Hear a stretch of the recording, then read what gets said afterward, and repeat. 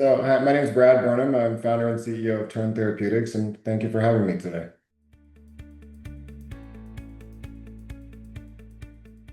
The way we typically run clinical trials is we look at a primary endpoint and then a series of secondary endpoints.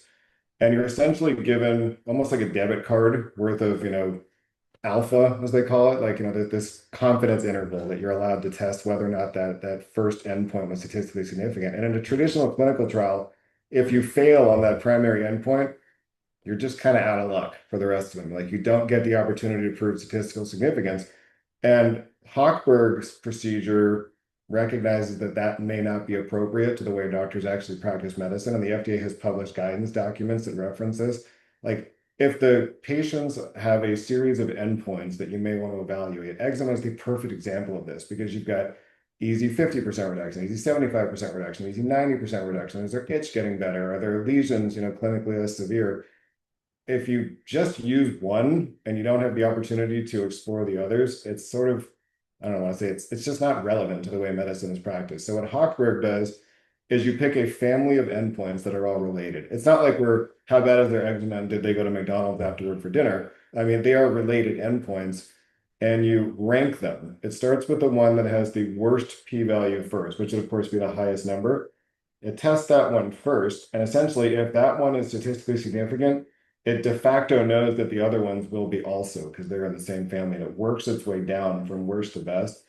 And it essentially spends the alpha in a very, I'll call it efficient way to allow us to test for multiple endpoints. And it just tests them from worst to best and enables us to actually evaluate a full family of endpoints without necessarily spending it all on, the one or done framework.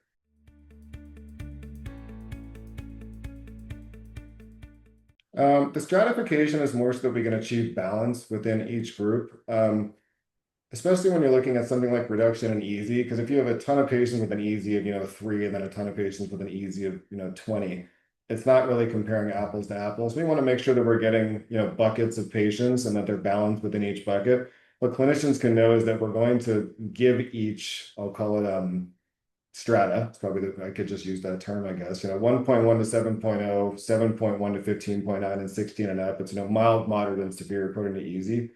It's due exploration, and actually look at an apples to apples comparison within each one. So we're not simply cherry picking the one that we think works best. We're giving it a chance to really, work across all the different strata.